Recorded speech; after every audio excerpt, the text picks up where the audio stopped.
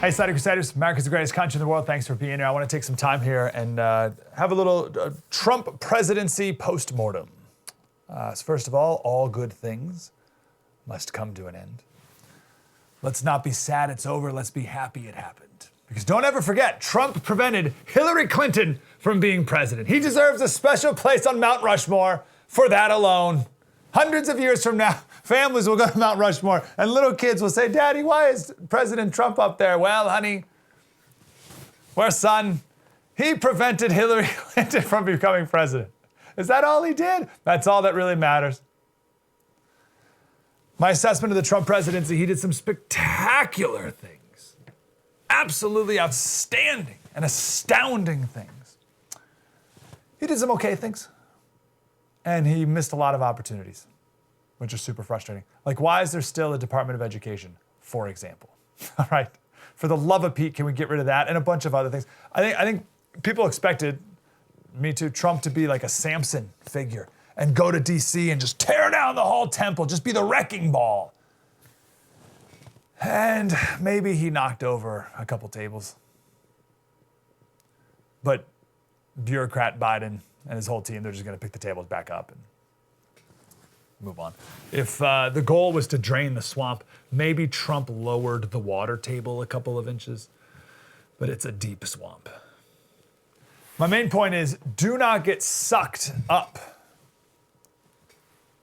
with what the media is trying to do and trying to shame you for having supported Trump. Do not let the media shame you as if you supported Hitler. Don't let the media characterize the last 4 years by what happened at the Capitol a couple weeks ago. Because what happened there never should have happened. And it wouldn't have happened if security was what it should have been. Don't let the left rewrite the history books on this, right? By calling the Black Lives Matter riots selective property damage. Oh, it's just a little unrest. Oh, yes, sure, the summer of 2020, there was a little bit of unrest. And then what happened at the Capitol was a domestic terrorist insurrection and you're a terrorist sympathizer. Do not let the left write that. I'm grateful for the last 4 years because it wasn't just the Capitol. Right? When the left writes this, they're gonna ignore all the peace deals. The wars ended. The terrorists killed. The thriving economy, the brilliant Supreme Court picks, the unprecedented number of lower court judges. Did I mention making sure Hillary was never president? Obviously, his America First foreign policy. And that's wonderful because that's the best way to help the world. Trump stood up against the world, taking advantage of us with NATO funding. The way he stood up to China, which, by the way, is why China is celebrating Biden's win. Obama pledged to get us out of Iraq and Afghanistan. Not only did he not do that, he ended up starting a half a dozen other wars around the world. Do you remember Obama? He literally ran on opposing dumb wars. He called them dumb wars. I'm opposed to dumb wars. And he ended up dropping bombs from drones all over the place. Don't ever forget that. That's a huge deal. That's a massive difference between Obama, Bush, now Biden, and Trump. Don't let the left shame you for having supported Trump. I think Trump was the victim of three things. First, obviously his ego. Pride always comes before the fall. And it was 100% certain that his pride would get in the way of being the most effective leader that he could be. There's no doubt about that. Second thing, COVID. If COVID didn't happen, the economy would have kept humming, literally like never before seen. Lowest unemployment rates, et cetera, et cetera.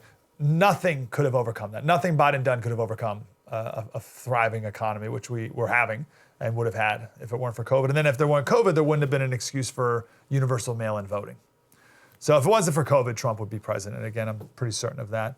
And the third thing that Trump was a victim of was just 4 years of the media crushing him non-stop every day. It was exhausting. Now, as we've said before, I think the reason Trump won was because of so much media attention. He was able to court media attention nonstop during the campaign in 2016.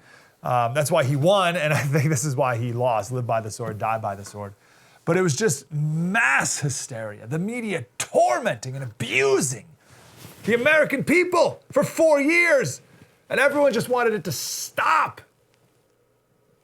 I want to say this again. This is so important. The media and the Democratic Party tortured the American people for 4 years. Incessant beating of drums that literally drove people insane. It drove people to therapy. It drove people into depression, literally. It drove people to break off relationships with friends and family. Lifetime relationships were broken, not because of Trump, but because of the media's incessant hatred of the former president.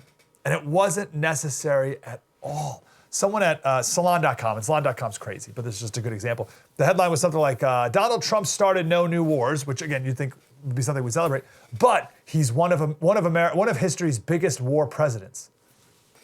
He can't win, no matter what.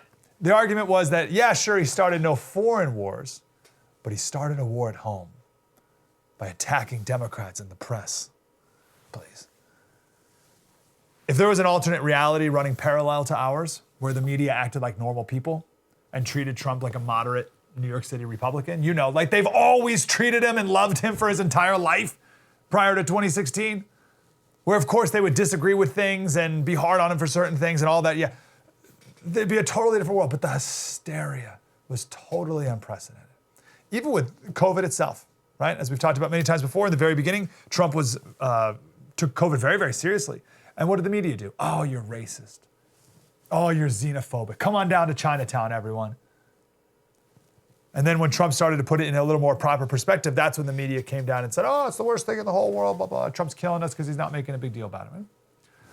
So Trump was a victim of that. Is that unjust? Yeah, but that's the game. Coming up in the next segment, I want to take time and talk about the sycophantic media that we have right now. This is CBS Sunday Morning. They did a whole thing on Kamala's Chucks. Oh, we're going to sit down with Kamala, talk about her Chucks sneakers. Hee hee. So exciting to have a vice president who's so down to earth with her fashion choices. New York Times editor said, Biden landing at Andrews Air Force Base. I have chills. Journalists getting thrills up their leg again. That's what the next 4 years is going to be like. The exact opposite. So if we had 4 years of mental abuse from the left, now we're going to have 4 years of them causing a gag reflex with their sycophantic coverage of this administration. I got plenty more examples of that coming up in the next segment. But again, don't be manipulated by the media's concocted outrage of the last 4 Trump years. It wasn't perfect. But I look back fondly at the last 4 years. Don't let the left shame you. And these cries for unity that we're hearing now, are you kidding me? Take a moment to imagine if Trump won the election, what the left would be saying on Inauguration Day, on Trump's second Inauguration Day. Think about what the media and left would be saying. Do you think the media would be like, okay, everyone, it's time for some unity now? Kidding me? It'd be freak out nonstop like you've never heard. Pelosi would be having the impeachment hearings and the blah, blah, blah. He's a Russian spy again. There'd be massive pressure to track down, put tons of pressure on local state officials. Shame, threaten, abuse local officials nonstop. The fate of the republic is in your hands. We must kill Hitler. The dictator's taking power again. No way would the left, if Trump won the election, no way would the left have handled it with dignity and grace. Just know this, that the left is not done with their rhetoric. They're not done with it. All right, they talk about unity, but give me a break. Tomorrow we're going to do a segment. We have our special tomorrow about the Biden cabinet and who he's surrounding himself with. And we're going to take some time to talk about this idea of unity and if they really want it or not. And I'll just give you and they don't. But you're going to be hearing a lot about it. But I guarantee you very soon, you'll be hearing about whoever the next Republican is to fill in the Trump void. You're going to be hearing about how they're even worse than Trump. Oh, way worse than Trump. Nikki Haley? Pfft, she's even more racist than Trump, but she's just not as obvious about it, which makes her even worse than Trump. Ted Cruz? Pfft, Ted Cruz wants to cut spending and entitlements. He wants to kill grandma. Trump didn't cut spending. Cruz is even worse than Trump.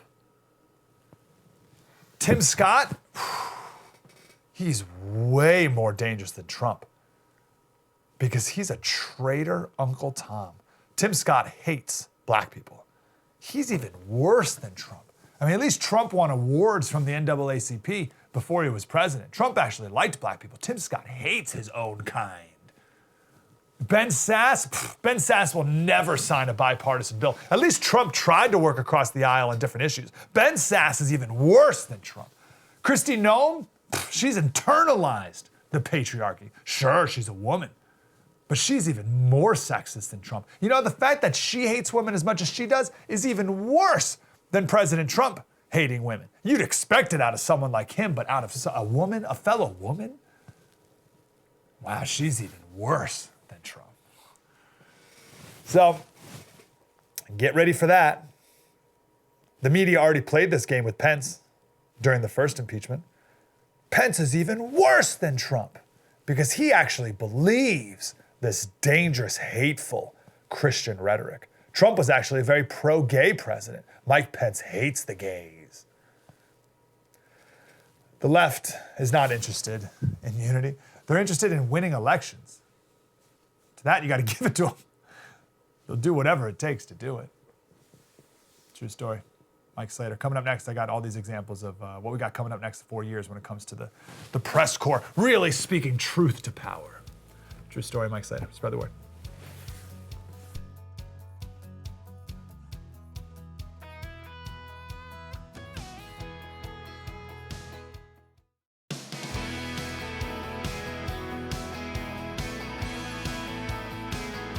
Hey, Slater Crusaders, I forgot to remind you, please follow us at mikeslater.locals.com. And that is our place of quiet, deep thinking. Please join us there, mikeslater.locals.com, as we get off of big tech. So I believe this very strongly, that Trump was a unique personality who performed the task of being president in a relatively normal way. Right? It was all within the range of normal policy and everything.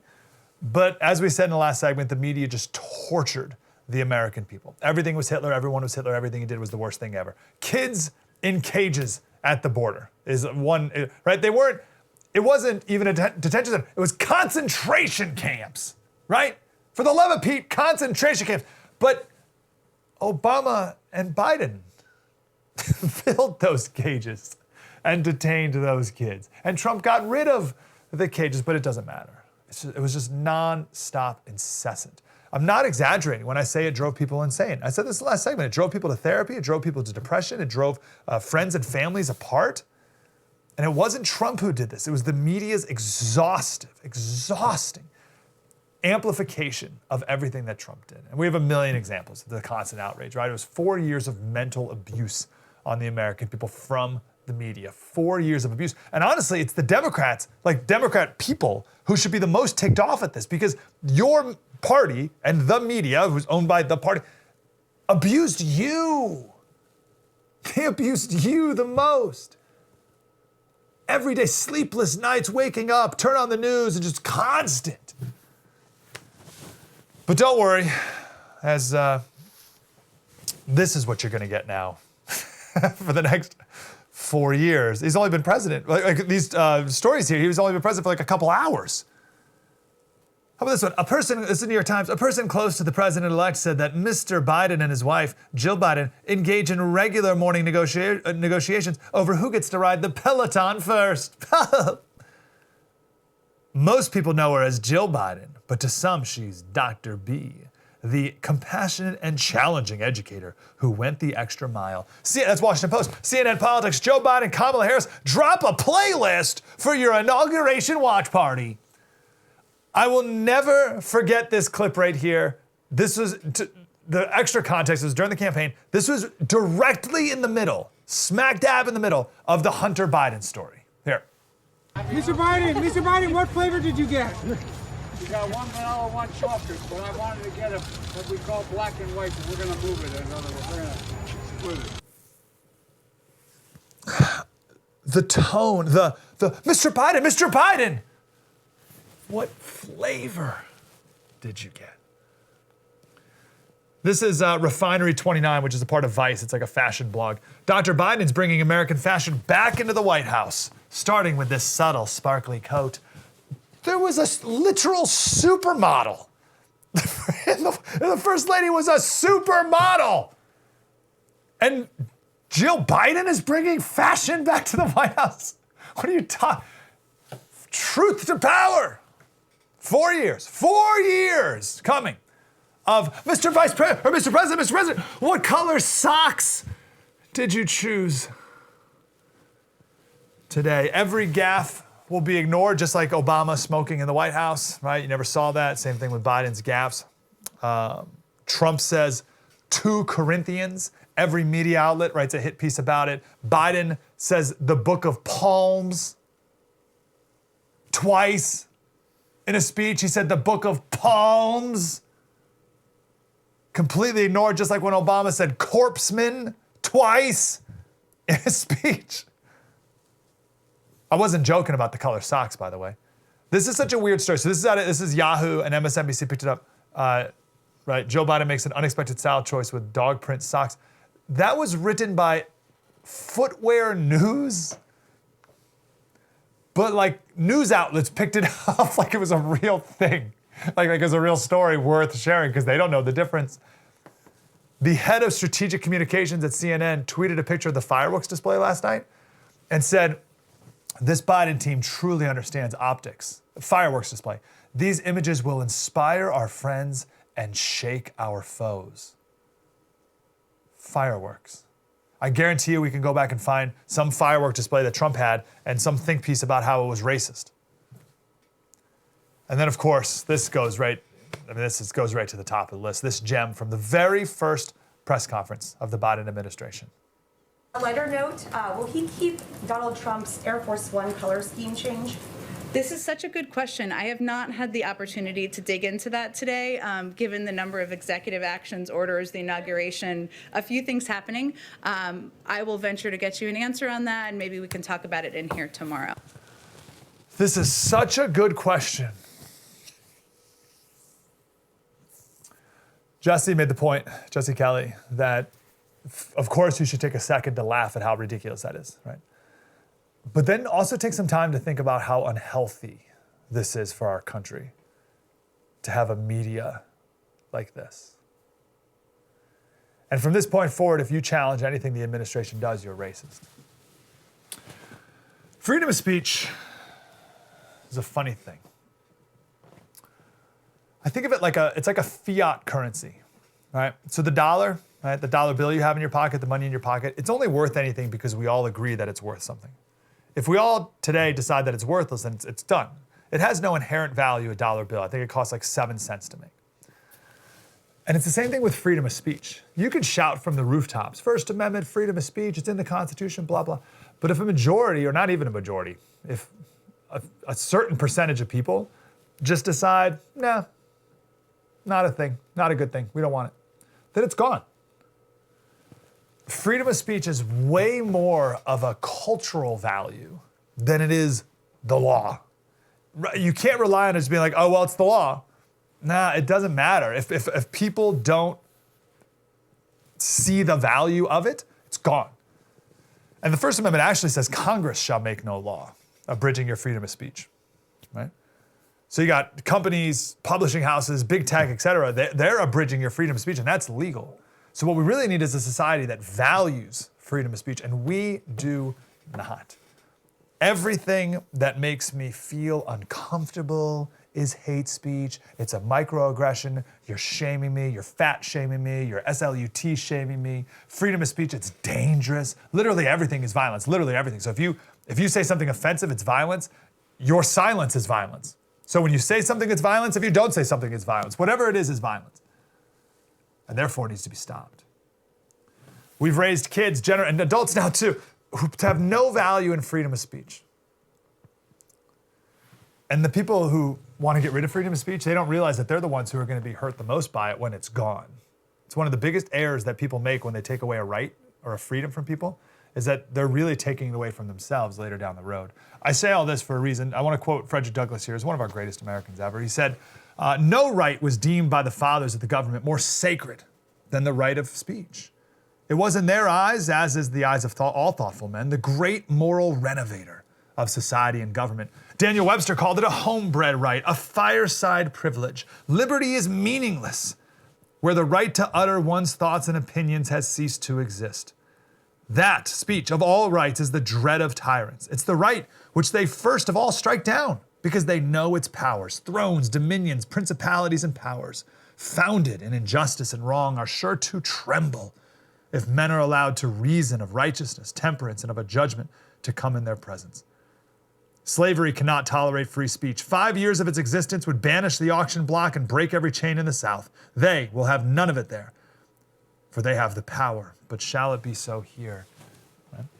We got to go, but Dennis Prager had a great piece about why the left doesn't like freedom of speech on college campus in Hollywood and all the rest. And he says, because leftism is essentially a giant balloon filled with nothing but hot air, and it doesn't matter how big the balloon is. It could be the Democratic Party, the New York Times, Yale University. All it takes is a mere pin to burst it.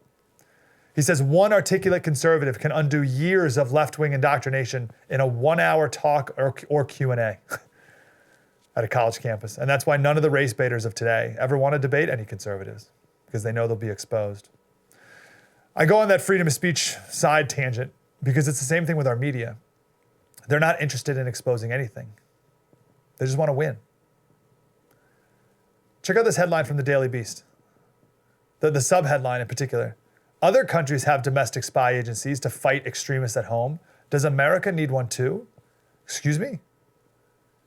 All last year, 2020, all we heard from the left was defund the police. And today, now, we need to fund a secret police? 2020 was defund the police, and now we need to fund a secret police. Oh, we don't want the police. Down with the police. But we would love a secret police. They're not interested in truth to power. They're not interested in truth. They're not interested in freedom of speech. They're just interested. They're not interested in unity. They're just interested in winning. Whatever it takes to win. Coming up next, there was a 1619 project, and then Trump started a 1776 project to counter it, and Joe Biden, his first day of office, shut it down. We're going to talk with the executive director of the 1776 project next. Spread the word.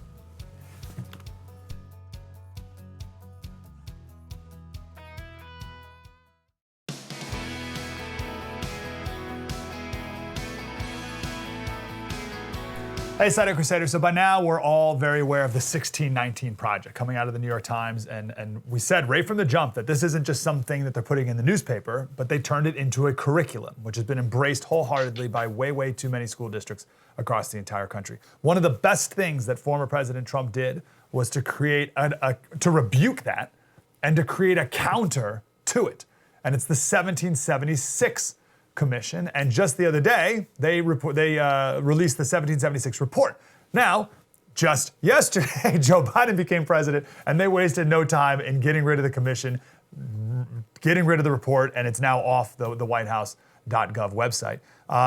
With us right now is Matt Spalding. He's the vice president of Hillsdale College in D.C., and he's the former executive director of the 1776 Commission. Matt, how are you, sir? Fine, good to see you, Mike. How are you? Good. Are you guys disbanding and that's the end of it and no more 1776 Commission or what? Well, you know, I'm trying to decide whether I'm shocked that any president would abolish something that celebrates 1776 as we approach the 250th anniversary of the Declaration, or I'm going to use it as a badge of honor to know that it was of the first things the new president abolished. Yeah. But it really struck a nerve. The commission is a 2-year commission, but it's now gone. It will continue. We'll probably work together. And I think the banning of this report will probably bring it more attention and emphasize the marker we wanted to put down in this important debate for culture and history in America that's going on right now. So grateful for you guys. I was just reading Reagan's farewell address. And in his warning to the country, he talked about truly, deeply understanding the American story and our American history. How was American history taught traditionally in the United States? Well, I mean, here's the problem with history. The way it's taught now, if I can start with that, is really more ideology, which is say it's one-sided story. All it does is tell the bad sides of history or whatever emphasis you want to put on it. And it's really more to manipulate, to shape minds rather than to educate them. Good history, the kind of history that this commission emphasizes, and I think the kind of history that historians generally have emphasized in throughout our society, is actual history, real history, based on facts and original documents. See what they said, see what they did. Look at those things, let it tell its own story. So history, warts and all, as I like to say, the good, the bad, and the ugly. America's history has flaws in it. We're an imperfect people, as are all nations. But the story here is not one of all bad things and evil things that are systemic in our past, but a story of a nation that began holding slaves, which was a barbaric practice, but came to recognize that that was wrong. But in doing so, at the same time, it started a nation based on the claim, the principle, the idea in the Declaration that all men are created equal. So our history is an aspirational history. It's always a movement to live up to those principles. So you can see the flaw in the American founding in the sense that slavery was not immediately abolished, but you can also see the greatness, nobility of it in the American people. That's why Lincoln looked back to the Declaration. That's why Martin Luther King looked back to the Declaration. That's why every great reform movement in American history, whether it was women's suffrage or anti-communism or the civil rights movement or the pro-life movement today, always look back to the Declaration for the principle to guide us. That's how you should look at American history, and then let the student who understands the facts, learns the facts, decide. But you can't love your country unless you know your country. So good history should teach people to know their country, and they can see that indeed it is lovable because of these great principles at the center of it. So they would say, for all these years, we haven't taught kids these warts, and they're leaving with this improper view of history. They don't know all the injustices and the racism that's deeply embedded in the American story. So we're the ones who are actually giving them the full truth by making sure they know about the Trail of Tears and the oppression of the this and the that and the whatever. What do you say to that? I think that's just not correct. We have been teaching them a balanced history. I think that we are now going into a sphere of unbalanced history. I think if history were taught on the opposite extreme, that there are no flaws in American history and that it's all merely whitewashing, I would be opposed to that as well. But that's not really what anybody has been doing.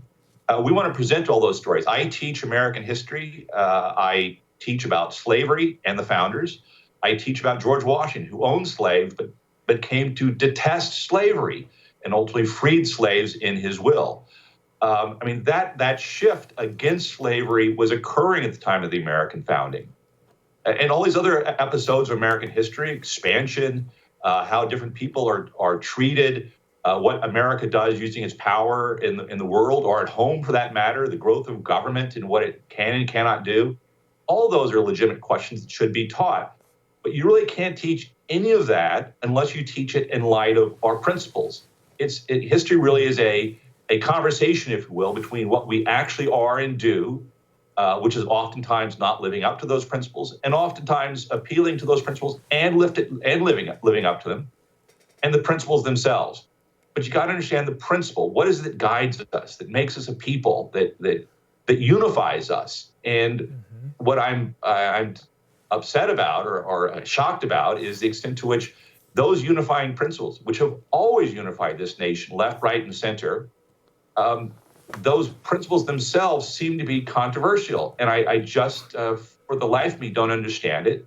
Because every time we've departed from those principles, say in favor of group rights, and that's what John C. Calhoun did in order to justify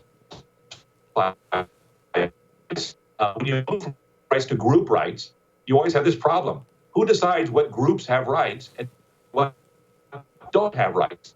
And there you go. We think going that direction, going down that path is not the way to unify the country. Indeed, is probably the way to divide it further. So Biden's speech yesterday, obviously the big theme of the whole thing is unity, but he never said what. Unity around what? I had never articulated that. So I want to make sure we do. So what are those first principles that you think we really need to get back to? Yeah, I think you're right. Unity is the theme, and I commend him for that. But here's the question this country faces in both political parties and all of us together. What are those unifying principles? And our argument, which is the same argument you got from Lincoln and from Martin Luther King and from Frederick Douglass, is that what unifies us, what Martin Luther King called the promissory note, is the idea, which is self-evident in the Declaration, that all men are created equal. Not some based on the color of their skin, but all of them. Men, women, we all have the same rights equally. That seems to be a very good starting point in a democratic republic for going forward, because on the basis of that, we can be equal in the face of the law. We can be equal in courtrooms. We can have an equal right to vote. Everything comes from that. But if we can't agree on the most basic thing, then we're not together on this. That's why the Declaration in 1776 is so important. So their rebuttal to that is we've had so many centuries of inequality, not living to that standard, that we now need to make things equal. And then even beyond that, right? We need to make some things more equal than other things. What's your response there? Well, I think that's again. I think that's not just not good history. Let's study the past, look at the details, look at the facts. Yes, America ultimately had to go through a civil war to settle the question of slavery, because there was a group that tried to actively argue in favor of slavery, not as the founders tried to create a compromise, but actually argued that slavery was a positive good. That was a terrible thing and had to be put down by a war. But really, American history has always been a movement back towards those things. I mean, you look at women's suffrage and the civil rights movement. Those are great markers in American history, and I think we're always trying to live up to those principles. Abraham Lincoln said we always try to live up to those principles. It's hard, but in doing so, every time we do so, we get closer and better at doing that. The question, it seems to me, is not whether we look at America and see nothing but problems that somehow government has to intervene to correct by doing more discrimination, but whether we can look back and see America as imperfect, but actually a great and noble thing and a great and noble country that is trying to improve itself based on those principles. We can have disagreements. We will have disagreements. There will be things that we will continue to be imperfect at, but together we can strive based on those principles. That is what unifies us. And together, if we recognize those principles, we can address those problems that still exist. But to say that the system itself, we are systemically racist, we are systemically flawed, which is to go back to the very Constitution and the Declaration itself, it seems to me to be throwing out the baby with the bathwater, to say the very least. Let's unify on the principles and then talk about the problems. If there were no 1776 project to rebuke and offer an alternative, and schools continue to embrace the 1619 project mindset, and we kept going down this road 5, 20, 50, 100 years from now, what will that do to the soul of the nation and to the students who knew no different? Yeah, I think that's a very significant problem. I mean, the report talks about how really the formation of citizens begins in the family and in lower schools. How do you shape them and bring them up? What do you first teach them to do? Lincoln in the Great Lyceum Address talked about how we should teach them from the very beginning a reverence for the laws. Today, we're teaching them an irreverence, if you will, for the very parameters of their country. Its history, its leaders, everything about it. And over time, that has a devastating effect, not only in weakening the fabric of our society, but really undermining the ability to appeal to students to see those principles that all men are created, to look at that declaration, to see in it what Lincoln saw, which is an abstract principle applicable to all men at all times. That is the most powerful thing about America. And if we lose that or give it away or forget to teach our children about that, I really worry for the future of the country, which is why we took on this project in a month's time to produce a report, to put out there as a marker to continue this debate going forward. This really is a debate at the center of what America means, and I think we intend to be involved in it. I have a ton more questions, and we have to go, Matt. I hate it. New York Times, they said, the commission's report charges in terms quickly derided by many mainstream historians. So you're being, I love, even the headline says, in report derided by historians, as if you're not. Right. But that does actually, and if you can answer this quickly, I'm sorry to throw this at you, but history is hard, right? We can't even figure out what happened, and we can't even unify over what happened at the Capitol 2 weeks ago. So it's hard to talk about things that happened hundreds of years ago. What do we do with that as scholars? Well, I think I have, I think there's a serious question about, for professional, quote unquote, professional historians and experts, as with other things that kind of claim to give us that knowledge. I think the point of American history is American history belongs to the American people. The most popular histories, when you think of books, are written not by professional historians, but by good writers and good historians who go back and look at stories and history and real things and write about it. The American people are smart enough to read real history. It doesn't have to be filtered by professionals to somehow give them a nuanced or interpretive way of reading something. They should study that. They should read original documents. They should try to educate themselves. What does it mean to be a citizen? What are my responsibilities and duties? And that's what we wanted to encourage. The report is about the Declaration of Independence and the Constitution and some basic parameters of history and how those principles have been understood. If you disagree or agree with it, go and read it for yourself. Don't take what professional historians, immediately say in the New York Times headlines. Just read the darn thing and come to your own conclusions. That's what it means to be a self-governing individual, and we want to encourage that. Where can someone find the report? It's now off of the White House website, but a number of places are housing it on their own. Hillsdale College has it up on a website, as does, I think, the Federalist has it up. The Heritage Foundation has it up. Several others are putting it up to continue to make it public so that people can read it. Yeah, go embrace it and push it in your kid's school, but who cares? As Reagan said in his farewell address, everything starts around the dinner table, so bring it into your home. Matt Spalding, VP at Hillsdale College. Appreciate you, Matt. Thanks for your hard work. Good being with you. Bye-bye. Please keep it up. True story, Mike Slater. Spread the word.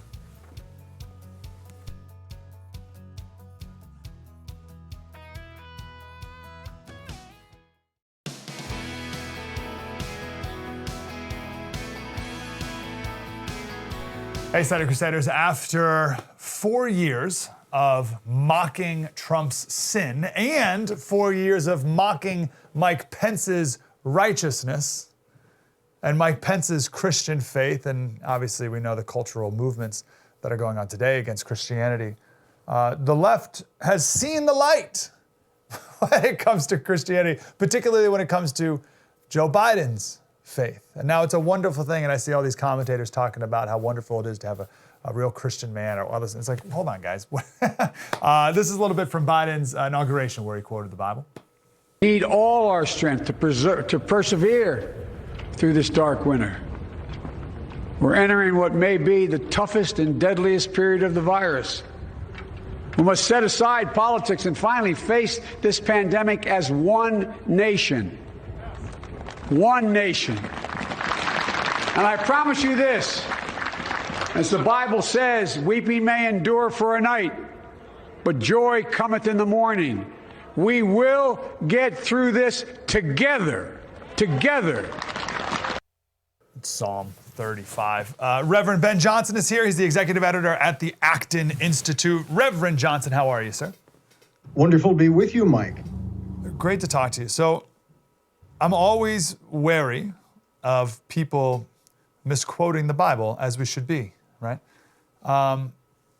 Where do you see it most prevalent in the political world, being misquoted, taken out of context, and used for political, perhaps dubious or devious purposes? Oh, probably the most egregious circumstance that I'm familiar with is Raphael Warnock, a new senator from the state of Georgia, one of two, of course, recently elected in the runoff election. Raphael Warnock is not only a U.S. senator, but he's also a pastor of Ebenezer Baptist Church in Atlanta, which is, of course, Martin Luther King Jr.'s former church. And not that long ago, he gave a sermon where he said the early church was a socialist church. And he gave this sort of condescending statement that anyone who believes in the Bible but is against socialism needs to go back and read your Bible, because in the book of Acts, it says very clearly they had all things in common and they gave to everyone according to their need. Now, it's true, the scripture says that. It's not true that it was commanding people to take up arms or to elect people and to change the form of government or economic policy. When the people came forward and took up their tithes, they didn't give them to Pontius Pilate or the Caesar or someone else. They gave them to the apostles, Peter and Paul. Now, if you're trusting Peter and Paul to distribute all your earthly goods, you're probably in pretty good hands. I'm not sure Joe Biden rises to quite the same ethical level. That's such an amazing point. I mean, that's the whole argument right there stops dead in its tracks. What did the early church, the Acts 4 church, do in their socialist communes? Yeah, well, and they did have all things in common voluntarily, but there are many, many differences between the form of socialism and what was done in the early church. First of all, they gave up their possessions, according to the Bible. Now, it's impossible to give up possessions if you don't have possessions, which is what socialism calls for. So if you have no possessions, ipso facto, you can't have any giving up of those possessions voluntarily. Second of all, as I said, it was voluntary. In socialism, nothing is voluntary, either the expropriation or the reappropriation and redistribution of those goods. None of that is voluntary under socialism. Third of all, this was done by the church. It was not done by the state. And of course, the church is the most hated institution in any socialist system. The Soviets, of course, persecuted this. This is very much my faith tradition in the Eastern Orthodox Church, where our, to coin a phrase, our lived experience said that we were very much persecuted by the socialists to the tune that actually more saints were created under the persecution of communism than any other time in church history. So that's very much the experience of the church under communism, is that we are the persecuted, hated force, always a scapegoat, but never in any sense participating in what the state is doing, because it's taking away our voluntary alms. And just fourthly, one final thing, which is that Christian charity is always personal. We tailor things. We don't act as an institution. We get to know people. We find out what their needs are, and we tailor our giving specifically to them. If they have a specific need, we do our best to fill it for that person. Socialism is bureaucratic. It is the definition of impersonal. You have bureaucrats who are implying these and imposing rules across a broad spectrum of society, and they can't tailor anything to any one individual, which is why when you have increased welfare spending, you also have an increased breakdown in the family. Perfectly articulate. I got some bigger questions for you, Reverend. How do you look at the proper role of the church in politics? And this could be, you can answer it as like an individual person, like a politician, or just as a culture and a country.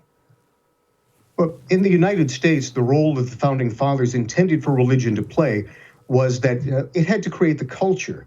You know, culture comes out of religion. Religions form culture, and then cultures define the parameters of politics.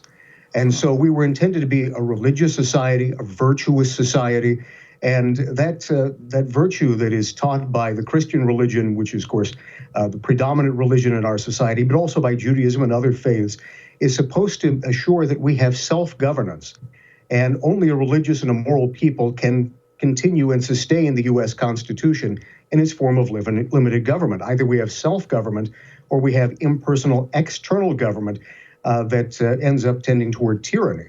So our religion is absolutely necessary for us to have a limited government, for us to be able to live out the Founding Fathers' vision and all the ideas that they articulated in the founding documents. So I think that's primary, and then we have to realize that those same documents constrain government to allow religion to spread freely. It's a one-way wall of separation. It's not that Christians should have no influence over government. In fact, Their voice should be heard in every sector. But we have to come forward and realize that the government should not be constraining churches. For example, when Joe Biden, who everyone now realizes is the world's greatest Catholic, tries to take nuns to court because they refuse to give contraception to nuns who don't want it.